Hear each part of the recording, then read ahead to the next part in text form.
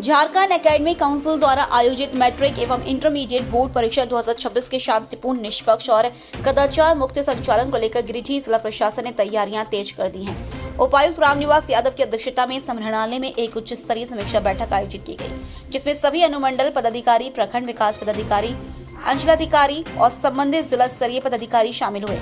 बैठक में उपायुक्त ने स्पष्ट निर्देश दिया कि परीक्षा के दौरान विधि व्यवस्था, सुरक्षा, समय पालन और परीक्षार्थियों की सुविधा सर्वोच्च प्राथमिकता होगी। किसी भी प्रकार की लापरवाही पर सख्त कार्रवाई की जाएगी। उन्होंने सभी अधिकारियों को आपसी समन्वय के साथ कार्य करने और संवेदनशील परीक्षा केंद्रों पर विशेष निगरानी रखने का निर्देश दिया। जानकारी दी गई कि माध्यमिक परीक्षा 3 फरवरी 2026 से 17 फरवरी 2026 तक प्रथम पाली में सुबह 9:45 बजे से दोपहर 1 बजे तक आयोजित होगी।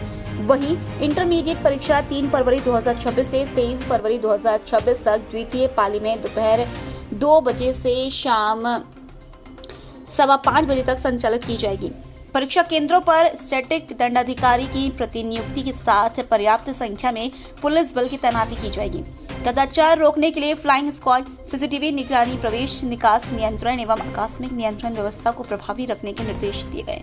जिला प्रशासन ने परीक्षा अवधि के दौरान शांति एवं कानून व्यवस्था बनाए रखने के लिए पूरी तैयारी का दावा किया है।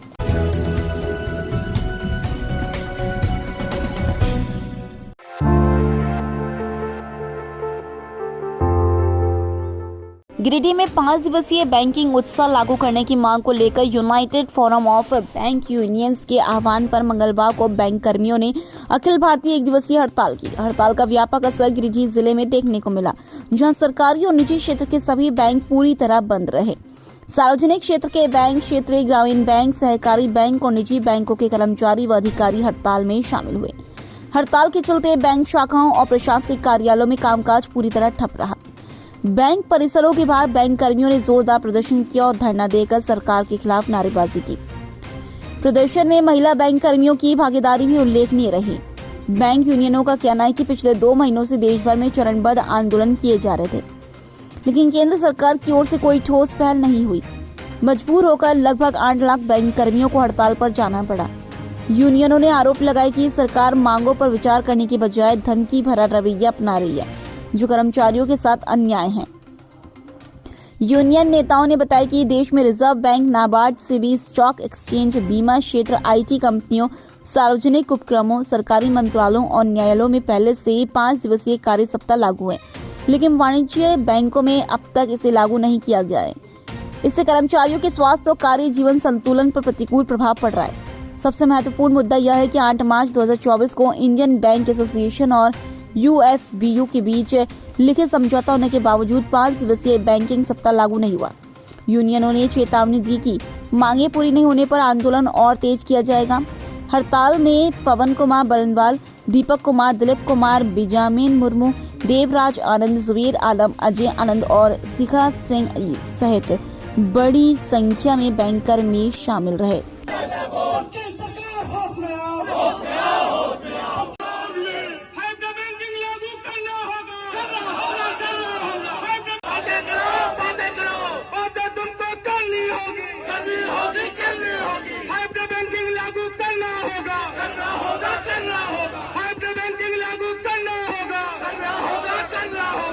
फोरम की एक बहुत छोटी सी और बहुत सरल सी मांग है ये कि हमें 5 दिवसीय कार्य करने पर रहा जाए, क्योंकि सैटरडे वर्किंग आज के डेट में जब डिजिटलाइजेशन अपने चरम सीमा पर है, हम प्रमोट भी करते हैं उसको, तो ये बहुत बड़ी चीज़ हमने सरकार से नहीं मांग रखी है। और मतलब हम देख सकते हैं कि पैरेलल में सारी संस्थाएं 5 डे वर्किंग में चल रही है, तो भाई हम ही क्यों छूटे। तो सर ने संक्षेप में बहुत अच्छी चीज़ों को रखा है, समझा दिया है। मैं बस इतना चाहती हूँ कि कॉमन लोग इसको बहुत अच्छे से समझ सकते हैं।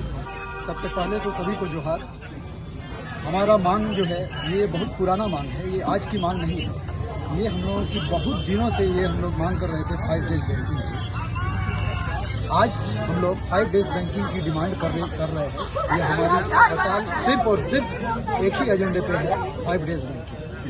हम इसलिए मांग रहे हैं, ये हमारे साथ समझौता हुई थी 2023 में, सरकार के साथ समझौता हुआ था कि आप इसके लिए हम लोग जो है अपना सैलरी सेक्रीफाइस किए हुए हैं। हम लोग सरकार जॉइंट नोट बाइपाटाइट में साइन किए हुए हैं कि आपको हम 5 डेज बैंकिंग देंगे बशर्ते कि आप जो हम लोग मांगे हुए थे सैलरी डिवीज़न के लिए, अपना सैलरी के इन्हेंस करने के लिए, उसमें कटौती करने की बात आई।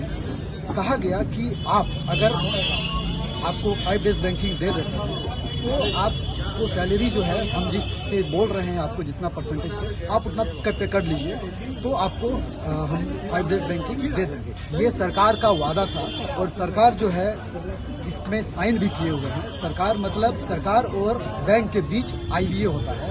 IBA जो है जो हमारे से बात की है उनका ये कहना था कि अभी जो हम लोग डिमांड कर रहे हैं कि 5 days banking RBI, LIC, NIC, आपका GIC, जितने भी और आपका स्टॉक एक्सचेंज सभी जगह 5 डेज बैंकिंग है। यहाँ तक कि वित्त मंत्रालय भी 5 डेज बैंकिंग में चल रहा है। तो हमारे साथ भेदभाव क्यों? हम भी बैंकर हैं, हमारा भी अधिकार है। अगर दूसरा वित्त मंत्रालय से रिलेटेड हर जगह 5 डेज बैंकिंग चल रही है तो एक बैंकर के पास, बैंकर के साथ ऐसा क्यों कि हमारे साथ 5 डेज बैंकिंग हमको क्यों नहीं दिया जा रहा है? और ये वादा खिलाफी है ना, क्योंकि हमारे साथ वादा किया गया था कि आपको 5 डेज बैंकिंग देंगे, लेकिन 2 साल गुजर गए। 2 साल गुजरने के बावजूद आज तक हम लोगों को जब हम लोग बात करने जाते हैं IBA से तो ये कहा जाता है कि IBA का कहना है कि मैंने रेकमेंड करके सरकार को भेज दिया है।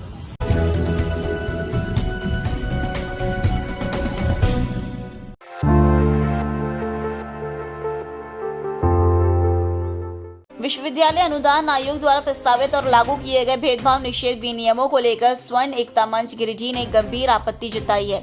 इस संबंध में मंच के प्रतिनिधियों ने गिरिडीह उपायुक्त के माध्यम से राष्ट्रपति के नाम ज्ञापन सौंपते हुए इन विनियमों पर पुनर्विचार की मांग की। ज्ञापन में कहा गया है कि संविधान समानता, गरिमा और न्याय की गारंटी देता है और भेदभाव के खिलाफ सख्त कदम आवश्यक है, लेकिन ऐसे प्रावधान नहीं होने चाहिए जो किसी नए प्रकार के संस्थागत अन्याय या भय का कारण बने। मंच का कहना है कि वर्तमान स्वरूप में लागू भेदभाव निषेध अधिनियम संविधान के अनुच्छेद 14, 15 और 21 की भावना के अनुरूप है या नहीं, इस पर गंभीर सवाल उठते हैं। स्वर्ण एकता मंच ने आरोप लगाया कि विनियमों में भेदभाव की परिभाषा अत्यंत व्यापक और अस्पष्ट है, जिससे अकादमिक निर्णयों जैसे परीक्षा में कम अंक, शोध प्रस्ताव की अस्वीकृति या चयन न होना को भी जातिगत भेदभाव के रूप में प्रस्तुत किया जा सकता है। इससे शिक्षकों की अकादमिक स्वतंत्रता, निष्पक्ष मूल्यांकन और मेरिट आधारित व्यवस्था प्रभावित हो सकती है।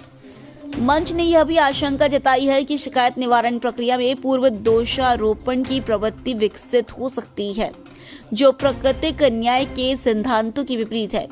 इससे शिक्षकों और छात्रों पर मानसिक, सामाजिक और व्यावसायिक दबाव बढ़ने की संभावना जताई गई। ज्ञापन के माध्यम से सरकार से मांग की गई है कि भेदभाव की स्पष्ट और साक्ष्य आधारित परिभाषा तय की जाए। हर शिकायत पर कार्रवाई से पहले निष्पक्ष प्रारंभिक जांच हो, समितियों में संतुलित प्रतिनिधित्व और कानूनी विशेषज्ञ शामिल किए जाएं और झूठी शिकायतों पर दंडात्मक प्रावधान जोड़े जाएं।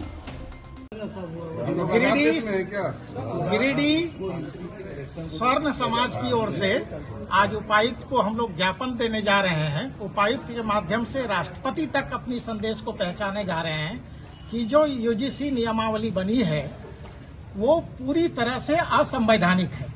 मैं आपको बता रहा हूं, हम जो उपायुक्त महोदय के माध्यम से राष्ट्रपति को भेजने जा रहे हैं उसमें जो मेन मुद्दा है, पूछ रहे हैं क्या ये संविधान के अनुच्छेद 14, 15 एवं 21 की भावना और व्याख्या के अनुरूप है? जवाब दीजिए। यही मुद्दा कोर्ट में भी गया है। क्या इनमें निष्पक्ष सुनवाई, समान प्रक्रिया और अनुपातिक दंड के समुचित प्रावधान सुनिश्चित किए गए हैं? तीसरा जो सवाल हम लोग उठा रहे हैं, क्या यह विनियम न्यायिक समीक्षा की कसौटी पर खरे उतर पाएंगे? और अंत में राष्ट्रपति से हम लोग कह रहे हैं, इसलिए कह रहे हैं कि राष्ट्रपति होते हैं संवैधानिक प्रोटेक्शन। ये UGC का जो काला कानून लागू किया गया है उसी संदर्भ में माननीय उपायुक्त से हम लोग महामहिम राष्ट्रपति के नाम ज्ञापन देने के संदर्भ में आज सवर्ण समाज के सारे लोग यहाँ इकट्ठा हुए हैं। क्या है UGC कानून और इसमें क्या खामियां हैं? खामियां यही है कि हमारे इस सनातन धर्म के नाम पर जो पहले से चला आ रहा था उसको एक तरह से बांटने का प्रयास है। हमारे सवर्ण समाज के बच्चे, छात्र छात्राएं सभी जो है इससे प्रताड़ित होंगे। इसमें है क्या कि जब हमारे बच्चे किसी शिक्षण संस्थान में शिक्षा ग्रहण करेंगे तो दोस्त यार चाहे जो भी और बच्चे उसके साथ में शिक्षण ग्रहण करने वाले जो हैं वो किसी तरह की बात में आपसी थोड़ा सा भी मनमुटाव होगा या तो नहीं होगा, कोई विद्वेष की भावना से, कोई बच्चे अगर पढ़ने में तेज है उसको अगर किसी तरह से हतोत्साहित करना है तो झूठी आरोप लगा करके उसे दंडित किया जा सकता है। इसमें यही प्रावधान है। तो हम लोग चाहते हैं कि ये प्रावधान बिल्कुल जो है न्याय संगत नहीं है और किसी भी शिक्षण संस्थान में अगर इस तरह से आने वाले देश का बच्चे जो है हमारे भविष्य हैं और वैसे बच्चे के साथ अगर अन्याय होगा तो उसी के खिलाफ आज हम लोग इसका कदापि बर्दाश्त नहीं करेंगे। क्या मांग करते हैं सरकार से? इस सबसे पहले मेरा विचार है कि इसको कोई कहीं भी नहीं सुनेंगे कि कोई आंदोलन करके इसकी मांग की गई।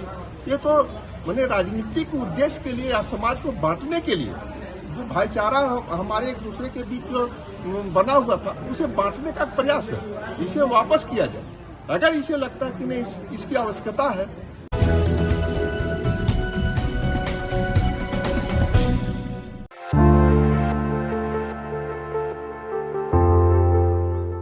यूजीसी रेगुलेशन 2026 को वापस लेने की मांग को लेकर किसान जनता पार्टी ने मंगलवार को झंडा मैदान गिरिडीह में विशाल धरना प्रदर्शन किया।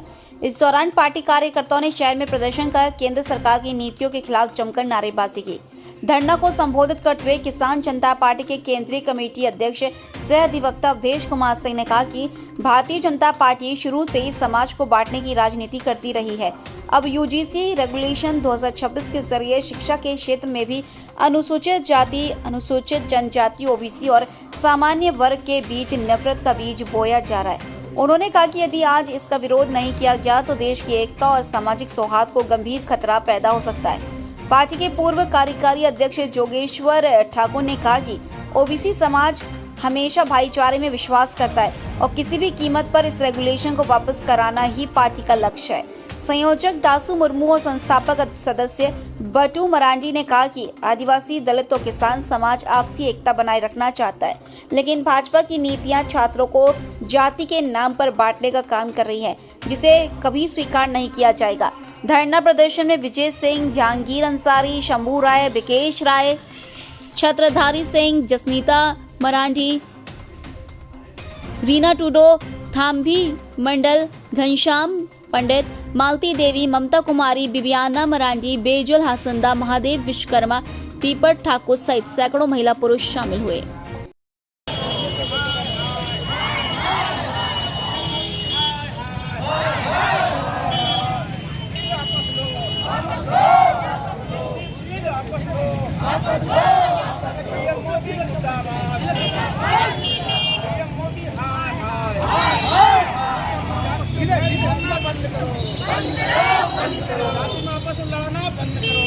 जात-पात की राजनीति नहीं चलेगी, नहीं चलेगी, नहीं चलेगी। नफरत की राजनीति नहीं चलेगी, नहीं चलेगी, नहीं चलेगी। सिविल वापस लेना होगा, मोदी हाय हाय, काला कानून नहीं चलेगा, नहीं चलेगा, नहीं चलेगा। में भेद करना बंद करो, में भेद करना बंद करो, बंद करो, बंद करो। भारतीय जनता पार्टी शुरू से हिंदुस्तान के लोगों को हिंदू मुसलमान के नाम पर लड़ाते आ रहा था और अब भारतीय जनता पार्टी अपने वोट बैंक के राजनीति के लिए कॉलेजों में जाति जाति में लड़ाना चाह रही है। हम किसान इसका भारतीय जनता पार्टी के नीतियों का विरोध करते हैं। यदि यह कानून लागू रहा तो हम लोगों में जो आज सारे लोग जो है हिंदू है, मुस्लिम है, बैकवर्ड है, फॉरवर्ड है, सारे लोगों में जो भाई प्रेमचारा है वो समाप्त कर देना चाहती है। माध्यम से मैं कहना चाहता हूं कि मैं भी ओबीसी में आता हूं, लेकिन आज हम देखते हैं कि भाजपाई लोग जो है भारतीय जनता पार्टी के पीएम जो है वो यूजीसी जो लाया गया है उसका हम घोर निंदा करते हैं। हम भी ओबीसी में आते हैं, हमको ऐसा कानून नहीं चाहिए जो भाईचारा में दरार पैदा करे। अब यह यूजीसी जो कानून जो लाया गया है छात्रों में लाया गया है। हम लोग आदिवासी हैं, हम तीसरी कार आने वाले हैं, बाकी ये नया कानून जो आया है ओबीसी वाला, ये कानून हमको नहीं चाहिए।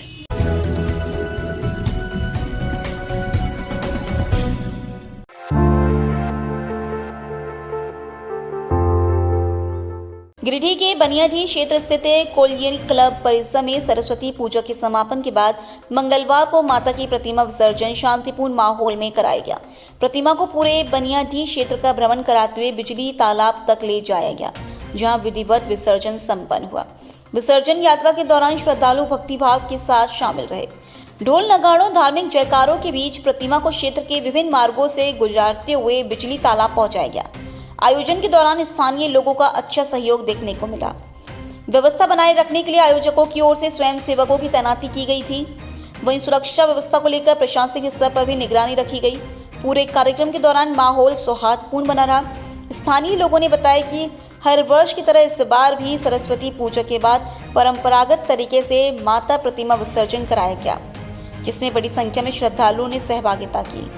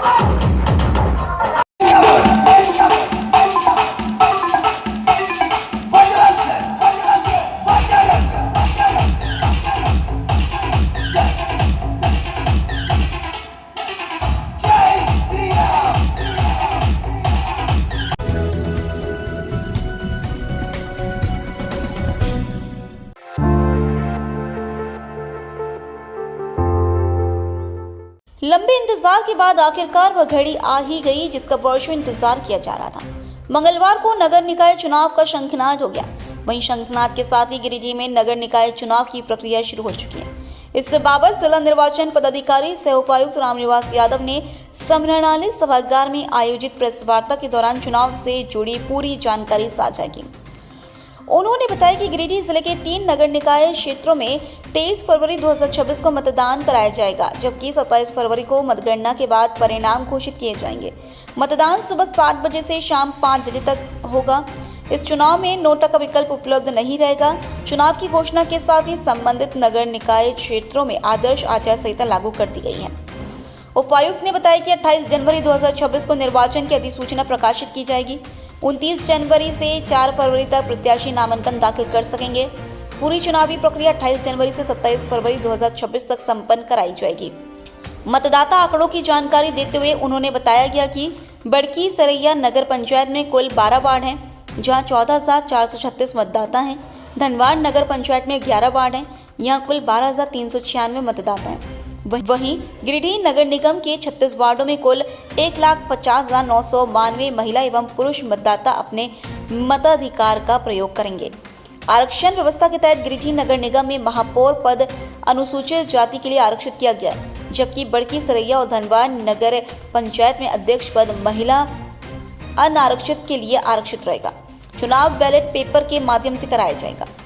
वज्र गृह और मतगणना स्थल के रूप में कृषि उत्पादन बाजार समिति को चिन्हित किया गया है। इस दौरान पुलिस अधीक्षक डॉक्टर विमल कुमार ने बताया कि शांतिपूर्ण और निष्पक्ष चुनाव सुनिश्चित करने के लिए पर्याप्त सुरक्षा बल की तैनाती की जा रही है। साथ ही लंबित वारंटियों पर कार्रवाई के निर्देश भी दिए गए। प्रेस वार्ता में डीडीसी स्मिता कुमारी, एसडीएम श्रीकांत यशवंत विस्पुते, उप निर्वाचन पदाधिकारी रंथू महतो, अपर संग्रहता विजय सिंह बिरुआ सहित अन्य अधिकारी मौजूद रहे। हमने आपको पहले भी ब्रीफ किया था कि नगर पालिका चुनाव का हम लोगों ने तैयारी लगभग पूर्ण कर लिया है और आज राज्य निर्वाचन आयोग ने झारखंड नगर पालिका आम निर्वाचन 2026 का घोषणा भी कर दिया है। इसमें 23 फरवरी को चुनाव होना है और 27 को मतगणना होना है। हमारे यहाँ पे 3, जैसे आपको पता है, 3 नगर निकाय है। एक गिरिडीह नगर निगम है और 2 नगर पंचायत है, धनवाड़ और सरैया। ये तीनों में हम लोग के चुनाव 23 को ही होने हैं, एक साथ होने हैं। कुल हमारे यहाँ 166 मतदान केंद्र हैं तीनों को मिला के, और लगभग 1,77,824 करीब हमारे टोटल वोटर्स हैं। और जो कर्मचारी यहाँ हम लोग को इसमें प्रतिनियुक्त करने हैं वो 1,000 के आसपास है, और इसके 1,500 के आसपास हमारा पुलिस फोर्स लगेगा, जो जनरली जो हमारे ज़िले की फोर्स है वो, या फिर जो IRB और जेप जो हमारे पास अवेलेबल है वही हम लोग लगाएंगे। फोर्स लगेगा।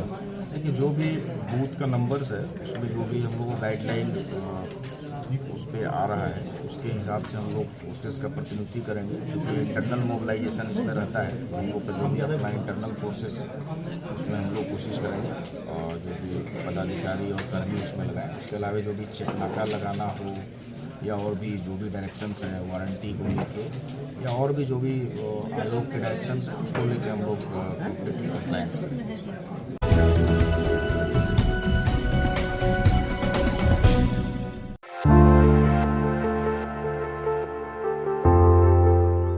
गिरिडीह जिले के तीसरी प्रखंड में प्रधानमंत्री ग्राम सड़क योजना के तहत बन रही सड़क की गुणवत्ता को लेकर ग्रामीणों ने सड़क किनारे शांतिपूर्ण धरना शुरू कर दिया है।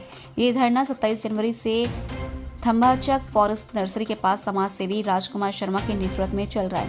ग्रामीणों का कहना है कि जब तक सड़क निर्माण की जांच कर उचित कार्रवाई नहीं होती तब तक उनका धरना जारी रहेगा। धरनार्थियों के अनुसार खिजूरी मोड़ से केंदुआ कुड़ियामो होते हुए थम्बाचक तक बन रही सड़क में कई स्थानों पर निर्माण की गुणवत्ता को लेकर सवाल खड़े हो रहे हैं। ग्रामीणों का कहना है कि सड़क कुछ हिस्सों में क्षतिग्रस्त होने लगी है, जिससे आवागमन में परेशानी हो रही है। धरना स्थल पर तीसरी पंचायत के मुखिया किशोरी साहब और पूर्व 20 सूत्रीय सदस्य उपेंद्र साहब भी पहुंचकर ग्रामीणों का समर्थन करते नजर आए। ग्रामीणों ने विभागीय जांच, जिम्मेदारों पर कार्रवाई और सड़क को दोबारा बेहतर गुणवत्ता के साथ बनाने की मांग की। धरने का नेतृत्व कर रहे राजकुमार शर्मा ने कहा कि निर्माण कार्य की निष्पक्ष जांच होनी चाहिए और आवश्यक सुधार जल्द से जल्द कराया जाए, ताकि ग्रामीणों को सुरक्षित और टिकाऊ सड़क मिल सके। ग्रामीणों का यह भी कहना है कि उन्होंने पहले भी अपनी बात संबंधित अधिकारियों तक पहुंचाने का प्रयास किया था। बताया गया कि यह सड़क प्रधानमंत्री ग्राम सड़क योजना के अंतर्गत REO विभागीय द्वारा लगभग 8 करोड़ रुपए की लागत से बन रही है। मामले की जानकारी मिलने पर क्षेत्रीय जनप्रतिनिधि भी मौके पर पहुंचे थे और स्थिति से विभागीय अधिकारियों को अवगत कराया गया। वहीं विभाग के कार्यपालक अभियंता ने बताया कि टीम द्वारा सड़क का निरीक्षण किया गया है। निर्माण कार्य अभी प्रगति पर है और जहां समस्या सामने आई है वहां मरम्मत कराई जाएगी। धरना स्थल पर मुन्ना गुप्ता, चंदन पासवान, मोहन राय, आफ्ताब अंसारी, आशिक अंसारी, रविंद्र पासवान, रंजीत हेम्ब्रम, लघुलाल मोदी सहित कई ग्रामीण मौजूद रहे।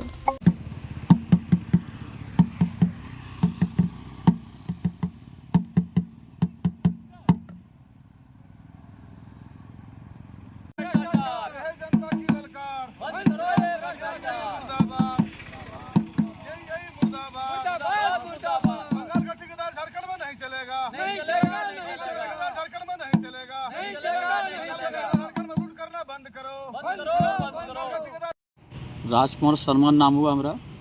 इस रोड को जो भ्रष्टाचार किया गया है, जो रोड खराब बनाया गया है जेई को और अफसर की मुझे भगत से ये इतना घटिया बनाया है, इसी के वजह से हम लोग धरना प्रदर्शन निश्चित काल हम लोग धरना पर बैठे हुए हैं।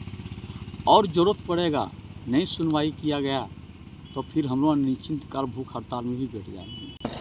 हम लोग तो यहीं पर थे, सब आया अफसर लोग भी आया, देखा तो बोला हाँ यहाँ पर ख़राब है, फिर से डबल कर देंगे। डबल नहीं करना, जो मट्टी में ढलाई जो कर दिया है ना, सबसे बड़ा तो वही है, सबसे बड़ा दिक्कत समस्या है कि मट्टी में ढलाई नहीं करना चाहिए था उसको। ये सारा चीज़ कर चुका है, इसी वजह से हम लोग निर्णय हम लोग ग्रामीण अपने जनता लोग हम लोग सब लिए हैं वे है कि हम लोग अनिश्चित काल धरना पर हम लोग बैठे हैं।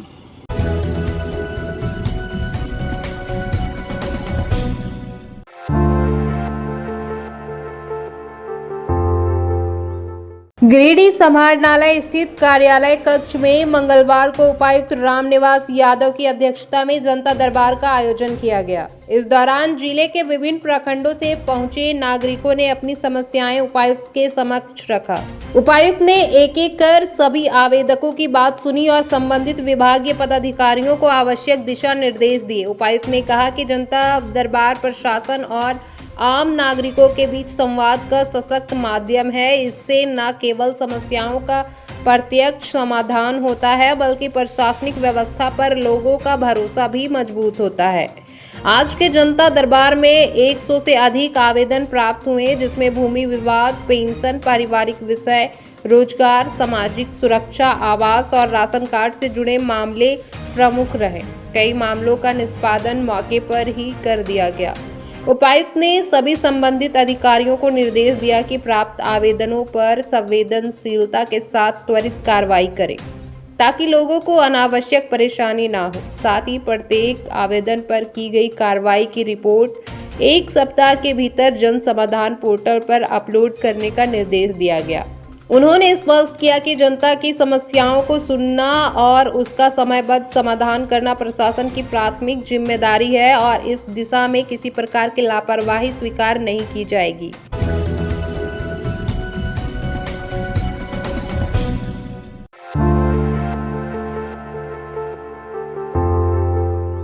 गिरिडीह समाहरणालय परिसर में मंगलवार को उपायुक्त रामनिवास यादव ने जिले के 40 किसानों को राज्य के बाहर परिभ्रमण के लिए बस द्वारा हरी झंडी दिखाकर रवाना किया। यह कार्यक्रम कृषि, पशुपालन एवं सहकारिता विभाग के उद्यान प्रभाग की ओर से आयोजित किया गया था। उद्यानिकी के विकास और किसानों को उन्नत तकनीकों से अवगत कराने के उद्देश्य से MIDH योजना के तहत जिले के विभिन्न प्रखंडों से कुल 80 किसानों का चयन किया गया है, जिसमें से पहले चरण में 40 किसानों को रांची स्थित ग्रीनरी संस्था के माध्यम से CB nursery VNR farms Raipur Chhattisgarh भेजा गया। इस परिभ्रमण कार्यक्रम के दौरान किसान आधुनिक उद्यानिकी पद्धतियों, नई तकनीकों और सफल मॉडलों का प्रत्यक्ष अवलोकन करेंगे, जिससे जिले में उद्यान फसलों के उत्पादन और उत्पादकता बढ़ाने में मदद मिलेगी। कार्यक्रम के दौरान जिला उद्यान पदाधिकारी वरुण कुमार सहित संबंधित विभाग के अन्य अधिकारी और कर्मचारी उपस्थित रहे।